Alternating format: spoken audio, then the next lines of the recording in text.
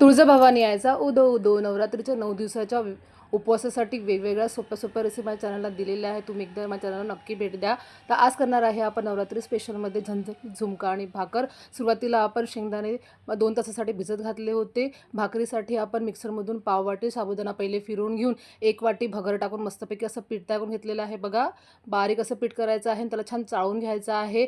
चाळणीमधलं जाडं पीठ परत फिरवून त्याला मस्त बारीक पीठ करून घ्यायचं आहे. थोडंसं मीठ टाकायचं आहे. थोडं थोडं पाणी टाकून मस्तपैकी भाकरीचं पीठ आपल्याला मळून घ्यायचं आहे बघा.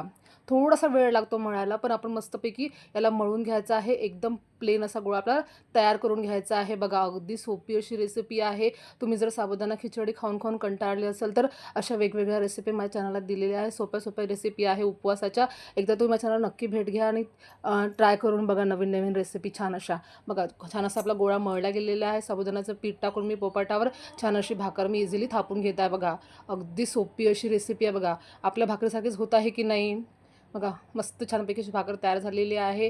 आता आपण काय करणार आहे, गॅसवर मी तवा गरम करायला ठेवलं होतं, त्यावर भाकर टाकून दुसऱ्या साईडला मी छान पाणी लावत आहे बघा. पाणी सुकलं व्यवस्थित की आपण मस्तपैकी भाकर पलटून घेऊ. तोवर आपण दुसरी भाकर छान थापून घेणार आहे बघा. अगदी सोपी अशी रेसिपी आहे. जेवढं पीठ आपण केलं होतं त्या पिठामध्ये आपल्या 2 भाकरी होतात बघा आणि मस्तपैकी पोट भरून राहतं आपलंवालं बघा.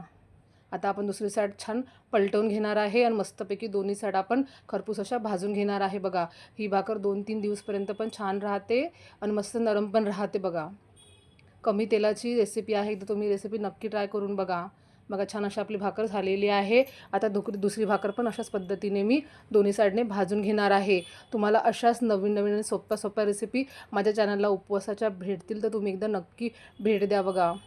नवीन नवीन आणि सोप्या सोप्या रेसिपी आहे उपवासाच्या. सर्व रेसिपी तुम्ही ट्राय करून करा आणि माझ्या चॅनलला तुम्ही सबस्क्राईब करा. बघा छान अशा आपल्या भाकर तयार झालेल्या आहे. आता आपण करणार आहे झुणका. त्यासाठी मी शेंगदाणे भिजत घातले होते 2 तासापूर्वी. आता हे भिजलेले शेंगदाणे मिक्सरच्या भांड्यावर टाकून घेणार आहे. यामुळे काय होते, झुणक्याला खूप छान टेस्ट येते. तर टाकणार आहे आपण आवडीनुसार तिखट, धनापूड आणि चवीनुसार मीठ टाकणार आहे. पाणी टाकून मस्तपैकी याची एक पेस्ट तयार करून घेणार आहे. प्लेन पेस्ट करायची आपल्याला. नंतर पॅनमध्ये घेणार आहे आपण तेल. त्यामध्ये टाकणार आहे आपण जिरं, कढीपत्ता, तुम्ही हिरवी मिरची पण टाकू शकता आणि जे पेस्ट तयार केली शेंगदाण्याची आपण ते टाकून घेणार आहे आणि छान असं घट्ट घट्ट आपण झुणका तयार करून घेणार आहे. थोडंसं पाणी टाकणार आहे आणि छान शेंगदाणे आपण शेंगदाण्याचं कूट मस्तपैकी चटणी म्हणजे झुणका शिजवून घेणार आहे. शेवटी टाकणार आहे कोथिंबीर आणि गरमागरम झुणका भाकर आपण सर्व करणार आहे. तुम्हाला माझी आजची रेसिपी नक्कीच आवडली असेल तर भेटू नेक्स्ट व्हिडिओमध्ये अशाच नवीन आणि सोप्या सोप्या रेसिपींसोबत. तुळजाभवानी आईचा उदो उदो.